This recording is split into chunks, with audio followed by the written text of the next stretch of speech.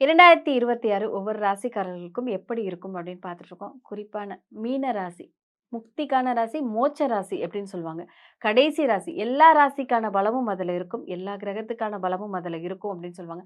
இந்த மீன ராசிக்காரர்கள் 2026 எப்படி சார் இருக்கும்? 2026 பொறுத்தவரை மிகப்பெரிய பலன்களை மாறி அனுபவிக்க போகக்கூடியவர்கள் மீனராசி. எப்ப இருக்கிறதோட மாற்றமா இருக்கும். மாற்றமா இருப்பாங்க. 2026ல ஜென்ம சனி உள்ள வருது. அதான் சொன்னேன்ல, கஷ்டத்திலேயே மிகப்பெரிய கஷ்டம் ஜென்ம சனி தான். அந்த ஜென்ம சனி ஆனப்பட்டவர் நிறைய வச்சு செய்வார். ஆனாலும் அவங்களுக்கு வந்து பாத்தீங்கன்னா குருபலம் இருக்கு. குரு 5ஆம் இடத்துக்கு போறாரு இல்லையா? 5ஆம் இடத்துக்கு போது சனி கொடுக்கக்கூடிய தொல்லைகளை அடிச்சு நொறுக்கிட்டே இருப்பாங்க. நீ என்ன கொடுத்தாலும் நான் பணத்தை வச்சு அடிச்சுக்கிறேன்டா போடா அப்படிம்பா. அப்ப உடல் பாதிப்பு, மன பாதிப்பு, பணப்புழக்கத்துல பணத்தை ஒரு ஒரு ஒரு ஒருத்தருக்கு கடன் தரணும். கடனை தர முடியாது, வட்டி கட்டியாவது சமாளிச்சுக்கலாம். அது ஒண்ணு. இன்னொன்னு வந்து குரு பகவானை பொறுத்தவரை வந்து பாத்தீங்கன்னா மீன ராசிக்கு அவரே ராசியாதிபதி. அவர் வந்து 5ஆம் இடத்துல போய் உங்களுக்கு வந்து பாத்தீங்கன்னா உச்சம் அடைகிறார். அது மிகப்பெரிய லாபம். ராசியாதிபதி உச்சம் அடையும் போது குழந்தை பேர் கிடைச்சிடும். அந்த குழந்தையை வளர்க்கறதுல கஷ்டப்படுவீங்க. வேலை கிடைக்கும், வேலையை செயல்படுத்துறதுல கஷ்டமா இருக்கும். ஒர்க் லோட் அதிகம், வேலை கிடைக்கும். அப்படி புரியுதுங்களா? அதே மாதிரி வந்து திருமணம் நடக்காதவங்களுக்கு திருமணம் நடக்கும். ஆனா திருமணம் பண்ணி போன வீட்டுல வந்து அதை சொல்றாங்க, இதை சொல்றாங்க அப்படின்ற மாதிரி. அதே மாதிரி ஒருத்தவங்க திருமணமே நடக்காத ஒரு பையனுக்கு திருமணம் நடந்துடும். மாமனார் வீட்டுல ஆனா ஏதாவது பேசுறாங்கப்பா, நம்மளெல்லாம் மதிக்க மாட்டேங்கிறாங்கப்பா, இப்படி. அப்ப கிடைத்து விடும், அதுல புலம்ப விட்டுரும். இப்படிதான் அந்த சனி பண்ணுவார், வழி கிடைக்காம தடுக்க முடியாது. இல்ல, கிடைச்சி புலம்ப விட்டுறாரு, அது ஒரு பெரிய இது. இன்னொன்னு வந்து பாத்தீங்கன்னா, இங்க ராகு கேது பேச்சு என்பது ரொம்ப முக்கியம். ராகு கேது பேச்சு என்பது வரக்கூடிய நவம்பர் மாசம் 5ஆம் இடத்துக்கு போறார். 5ஆம் இடத்துக்கு போறதும் அதே மாதிரி வந்து பாத்தீங்கன்னா உங்களுக்கு வந்து 11ஆம் இடத்துக்கு போறதும் மிகப்பெரிய லாபம். ராகு பகவான் 11ஆம் இடத்துக்கு போறது மிகப்பெரிய லாபம். நவம்பர்ல 5க்கும் 11க்குமாக இருக்க போறது லாபம். திடீர் குழந்தை பேரு, அதே மாதிரி குழந்தை பேர்ல தடை இருந்தாலும் விலகும். அதே மாதிரி உடல் உழைப்புக்கான ஊதியம் கிடைக்கும், பொருளாதார ஏற்றம் கிடைக்கும், பண வருவாய் நல்லா இருக்கும். ஆனா இது எல்லாமே நிதானமா தான் நடக்கும். நடந்துரும் நம்ப முடியாது. ஏன்னா ஜென்ம சனி. ஜென்ம சனிங்கிறது தடுத்து தடுத்து தடுத்து தடகள போட்டியில ஓடுற மாதிரி தான். முயற்சி பண்ணி ஒண்ணும் இல்ல. நீங்க ஒரு ஒரு வேலை செஞ்சுட்டீங்க. ஒரு ஒரு சாதாரண கார்பெண்டர் வச்சுக்கோங்க. கார்பெண்டர் வேலை செஞ்சுட்டீங்க. ஆனா அந்த வீட்டுக்காரரு பணம் குடுத்துட்டாரு. ஆனா அந்த மேஸ்திரியோ இல்ல அந்த கான்ட்ராக்டரோ பணத்தை வாங்கிட்டு உங்களுக்கு பணம் குடுக்கல. அப்ப என்ன பண்ணணும்? வீட்டுக்காரன் குடுத்துட்டாரு. நீங்களும் வேலை செஞ்சு முடிச்சுட்டீங்க. நடுவுல இருக்கிறவன் வேலை பார்க்குறான். அப்ப என்ன பண்ணணும்? வேணும்னே அவன அனுசரிச்சு போய், அவன் வீட்டு வாசல்லே போய் நின்னாவது, குடுயா வீட்டுக்கு பணம் வேணும். அப்படி அனுசரித்து போக வேண்டும். ஓகே. பொறுமையா. அப்ப இப்படிதான் நடக்கும் அப்படிங்கிறத நீங்க தெளிவா அதை விட்டுட்டு, என்ன வீட்டுக்காரன் பணம் குடுத்துட்டா நீ குடுக்க மாட்டேங்கிற அப்படின்னு சண்டை போட்டீங்கன்னா, அவன கான்ட்ராக்ட் கேன்சல் பண்ணி வீட்டுக்கு அனுப்பிடுவான். அப்ப வருமானம் இருக்காது. சோ இது இப்ப மீனராசிக்காரர்கள பொறுத்தவரைக்கும் நீங்க சொன்னீங்க, எப்பவும் இல்லாத மாற்றம் இந்த வருஷம் இருக்கும்னு சொல்லி.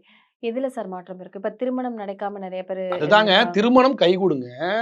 அந்த திருமணத்துல சிக்கல் இருக்குன்ற. திருமணம் பண்ணிட்டு வீட்டுக்கு போகும்போது அந்த மாமனார் வீட்டுல மதிக்கல, மனைவி வந்து சரியா பேசல, நடக்காம விட்டுறாது. காரியம் நடக்காம விடாது. காரியம் நடந்துரும். நடந்து சிக்கல் பண்ணும். குழந்தை பொறந்துரும். சிசேரியனா பொறந்துட்டான், குறப்பிரசவத்துல பொறந்துட்டான், இங்குபேட்டர்ல வச்சிருக்கோம். இப்படி ஒரு விஷயமானது நடந்து விடும். ஆனா முழுமையா நடக்காம அரைக்குறையா நடந்து கஷ்டப்படுத்தும். இதான் அதுல உண்மை. ஏதோ இப்போ வேலைக்கே போறோம், நீ வந்து ஃபாரின் போறேன்னு போயிட்ட. ஃபாரின் போறத தடுக்காது. போயிடுவ. போயிட்டு அங்க கஷ்டமான வேலை. இங்க ஒரு வேலை சொன்னாங்க, இங்க வேற வேலை இருக்கு. அப்படி புலம்ப விட்டுரும். அதே மாதிரி ஒரு ஒரு முடிவுக்கு வராது. ஆமா. குழப்பத்திலே குழப்பத்துல வேலை கிடைச்சிடும். இப்போ ஒண்ணும் இல்ல, ஒரு கலைத்துறை சார்ந்தவர்களுக்கு ஒரு படம். கலைத்துறை மீன ராசிக்காரர்கள் கலைத்துறை சார்ந்த ஒரு நல்ல படம். படமே எடுத்துட்டாங்க. கடைசி நேரத்துல படம் வந்து எடுத்து முடிச்சு ரிலீஸ்க்கு போகாம நின்னுடும். அப்ப என்ன பண்ணுவீங்க? ஐயோ, நான் சூப்பரா நடிச்சேன், இவரை கொடுத்து நடிச்சேன், அதை பண்ணேன், இவரு அவரு நல்ல ப்ரொடியூசர் தான், எல்லாம் பண்ணேன், கடைசி நேரத்துல படம் என்ன ரிலீஸ் இப்படி தடை பண்ணும். அப்ப நீங்க என்ன பண்ண, இறை வழிபாட்டை மேற்கொள்ளும் போது அந்த தடையானது உடஞ்சிடும். இப்ப மீனராசிக்காரர்களை பொறுத்தவரை என்னன்னா, இந்த ஆண்டு உங்களுக்கு நிறைய கிடைக்கும், கிடைக்காதுன்னு இல்லை. ஆனா ஜென்ம சனியோட தாக்கம் குரு பகவான் கொடுப்பார். புரியுதுங்களா? அதே மாதிரி வந்து ராகு பகவான் அடுத்து கொடுப்பார். இது எல்லாம் இருந்தாலும் உங்களுக்கு ஜென்ம சனியோட தாக்கங்கிறது அதை முழுமை பெற விடாது. ஆமா, பிரச்சனையாவே இருக்கும். அந்த முழுமை பெற விடாது, பிரச்சனையாவே இருக்கும். ஒரு வீடு கட்டுவீங்க, வீடெல்லாம் ஓகே. ஆனா வீடு முடிக்க முடியல. அது எல்லாமே அப்படிதான். சொத்து வாங்கிட்டேன், எழுதியே வாங்கிட்டேன், ஆனா வில்லங்கம் பக்கத்து இடம் என்னதுன்னு சொல்லி சண்டைக்கு வரான், அடிச்சுட்டான், நான் கேஸ் கொடுத்து அலைஞ்சிட்டு இருக்கேன், இப்படி வரும் வில்லங்கம். இந்த ஜென்ம சனிங்கிறது அப்படிதான் கொடுக்கும். பெண்களுக்கு எப்படி சார் இருக்கும் மீனராசிக்கு? மீனராசி பெண்களை பொறுத்தவரை பார்த்தீங்கன்னா, அவங்களுக்கு ஒரு வேலை கிடைக்கும். நினைச்ச வேலை கிடைக்காது. வேற ஒரு வேலை கிடைக்கும். இவங்க ஒரு படிப்பு படிச்சிருப்பாங்க, வேற ஒரு வேலை கிடைக்கும். அதே மாதிரி வந்து பார்த்தீங்கன்னா, உள்ளூர்ல வேலை கிடைக்கும்னு நினைக்கும், வெளியூர்ல வேலை கிடைக்கும். இப்ப வெளியூர் போகும்போது வீட்ல சண்டை போடுவாங்க. நீ என்ன எதுக்கு ஃபோன்லாம் வச்சிருக்க? இப்படி ஏதாவது ஒரு அது வந்து கிடைக்கல அப்படிங்கிறது இல்ல. கிடைச்சிரும், அதுல பிரச்சனை வரும். ஸோ அந்த மாதிரி அந்த மாதிரி தான். மாணவர்களுக்கு எப்படி இருக்கும்? மாணவர்களை பொறுத்தவரை நல்லா படிப்பாங்க. ஆனா மார்க் வாங்குறதுல இப்போ ஒண்ணு பார்த்தீங்கன்னா, ஆக்சுவலா இவங்க படிச்சது வந்து பார்த்தீங்கன்னா, ஒரு நல்ல காலேஜ்ல வந்து ஒரு நல்ல டிகிரிக்கு அப்ளை பண்ணணும்னு நெனைப்பாங்க. அது கிடைக்காது. வேற ஒரு காலேஜ்ல அது கிடைக்கும்.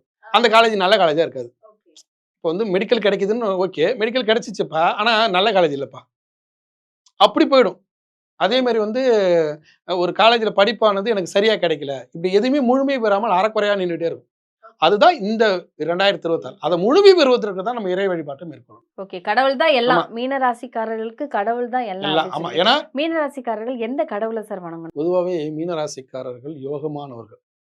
மீன் விழியாள் என்று சொல்லக்கூடிய மதுரை மீனாட்சியுடைய அருளாசி பெற்றவர்கள் மீனராசிக்காரர்கள். அவங்க ஒண்ணுமே இல்லங்க. ஒண்ணுமே இல்ல. ஈஸியான ஒண்ணு சொல்றேன் பாருங்க. நேரா இந்த 2026 26ல வைகுண்ட ஏகாதசி வரும். புரியுதுங்களா? அந்த வைகுண்ட ஏகாதசி கரெக்ட்டா இந்த மார்கழியில வரும். அப்ப அவங்க நேரா என்ன பண்ணணும், இந்த 2026ல திருவண்ணாமலை போகணும்னு பொதுவா எல்லாத்துக்கும் சொல்லிட்டோம். இவங்க என்ன பண்ணணும், குழம்பிக்கவே கூடாது. நேரா ஸ்ரீரங்கம் போங்க. அரங்கநாதன சுத்துங்க. அரங்கநாதன சுத்துங்க, அரங்கநாயகி சுத்திங்க. கடைசியா ராமானுஜர் இருப்பார். தானான திருமேனி. இன்னமும் உருவமாக அப்படியே இருக்கிறார். ராமானுஜா நீதான்டா எல்லான்னு சொல்லுங்க. அடிச்சு குடுத்துருவாரு. இந்த நான் சொன்னேன்ல இந்த குழப்பம். இந்த குழப்பம்லாம் தீர்வுறார். ராமானுஜரை கெட்டியாக பிடித்துக் கொள்ள வேண்டும் மீன ராசிக்காரர் இந்த ஆண்டுல. இந்த ஆண்டுல ராமானுஜரை நீ கெட்டியா பிடிச்சிட்டுனா அடிச்சு நொறுக்கி எப்பெல்லாம் டைம் கிடைக்குதோ அப்பெல்லாம் நான் ஸ்ரீரங்கம் போறேன், அரங்கநாதரை பார்க்குறேன், ராமானுஜரை பார்க்குறேன். அதே மாதிரி இந்த சைடு சென்னையில இருக்காங்களா ஸ்ரீபெரும்புதூர். தானான திருமேனி, தான் அணிந்த திருமேனி. ஸ்ரீபெரும்புதூர்ல என்ன பண்றாரு? பிறந்த ஊர் அது. திருவாதிரை நட்சத்திரத்தில் பிறந்து பெருமாளை வழிபட்ட மகான் அவர். ஸ்ரீபெரும்புதூர்ல அவர் பிறந்த ஊருங்கிறதால அவர் என்ன பண்றாரு? கடைசி நேரத்துல இறக்கும் தருவாயில இருக்குது சாமி. நான் இறந்து போறேன்னு சொல்றீங்க. உங்களை எப்படி நான் வழிபடுறது? சொல்லுங்கன்னு எல்லாரும் கேட்கறாங்க. கேட்கும்போது என்ன பண்றாரு? டேய் என்ன மாதிரி ஒரு உருவம் செய்டா அப்படின்னு சொல்றாரு. செஞ்சாங்க. செஞ்ச உடனே அந்த உருவத்தை இவர் பேர் கட்டி பிடிச்சிட்டார். இப்படி கட்டி பிடிச்சிக்கிட்ட உடனே இவருடைய அந்த ஆத்ம பலத்தை அந்த உருவத்துக்கு கொடுத்துட்டாரு. அதுக்கு பேர் தான் அணைந்த திருமேனி. அந்த தான் அணைந்த திருமேனி தான் இங்க ஸ்ரீபெரும்புதூர்ல இருக்கிறது. அதை போய் நீங்க வழிபடும் போது அவர் என்ன பண்ணுவாரு? என்னடா மீனராசியா, வாடா தம்பி உனக்கு ஜென்ம சனியா, உனக்கு வந்து எதுவுமே முழுமை பெறலையா, நான் முழுமை பெற வழி கொடுக்குறேன்டா அப்படின்றவர். ஈஸியா. அதே ஸ்ரீரங்கத்துக்கு போனீங்கன்னா ஸ்ரீரங்கத்துல ஐயா நீங்க இங்க வந்து இருக்கீங்க, நான் வந்து இறந்து போறேன்னு சொல்லிங்க, நாங்க எப்படியா வழிபடுறது? எனக்கு வந்து இந்த வந்து ஆத்மாவுக்கு தாண்டா இறப்பு அப்படின்னு சொல்றாங்க. அதெல்லாம் ஒண்ணுமே இல்லை. நான் உக்காந்துக்கிறேன், நான் அப்படியே உருவமா இருக்கிறேன், அப்படியே நான் ஆயிடுறேன். தானான திருமேனி தான் இப்ப ஸ்ரீபெரும்புதூர்ல இருக்கிறது தான் அணைந்த திருமேனி. இவர் தானாவே அப்படியே உட்காந்துட்டார். உட்கார்ந்த உடனே அந்த ஆத்மா வந்து வெளியே போயிடுச்சு. இவர் உருவம் அப்படியே இருக்கு. உருவத்தை அப்படியே பாடம் பண்ணிட்டாங்க. இன்னுமா ஒரு உருவம் அப்படியே இருக்கு ஸ்ரீரங்கத்துல.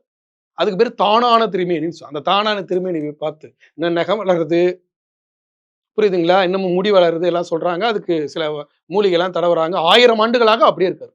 1 ஆண்டு 2 ஆண்டு இல்ல 1000 ஆண்டுகள். இப்ப எவ்வளவு தலைமுறைகளை பார்த்திருப்பார். புரியுதுங்களா உங்களுக்கு? அந்த மகானை போய் கெட்டியா பிடிச்சுக்கோங்க. ஸ்ரீ ராமானுஜா போற்றி, ராமானுஜா போற்றின்னு ராமானுஜரை கெட்டியா பிடிச்சுக்கோங்க. இந்த ஆண்டு ஜென்ம சனிலாம் என்ன சனிங்க? தூக்கி கடாசிருங்க. மகான்களை பிடிப்பதற்குல என்ன ஒரு விஷயம்னா, மகான்கள் என்பவர்கள் யார் அப்படின்னா, மனித பிறவி பிறந்து மனித பிறவியாக மனுஷன் படக்கூடிய அத்தனை கஷ்டங்களையும் பட்டு இறைவனை சரணாகதி அடைந்து இறைவனுடைய அருளாசி கிடைக்கப்பட்டு இறைவனுடைய பாதத்தில் சரணாகதி அடைந்தவர்கள் தான் மகான்கள்.